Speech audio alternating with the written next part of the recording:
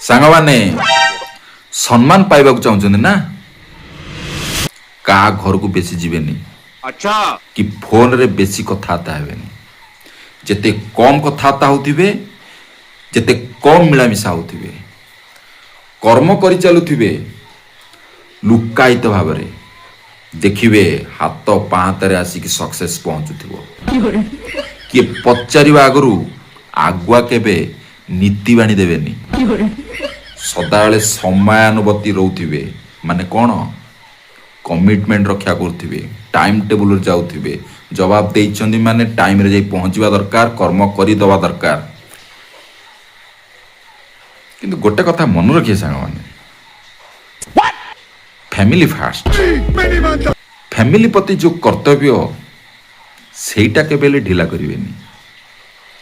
ଦେଖିବେ ସଦାବେଳେ ପଛପଟୁ କ'ଣ ଗୋଡ଼େଇ ଗୋଡ଼େଇ ଆସିବ ସମ୍ମାନ ହିଁ ସମ୍ମାନ ସମ୍ମାନ ହିଁ ସମ୍ମାନ ସମ୍ମାନ ହିଁ ସମ୍ମାନ।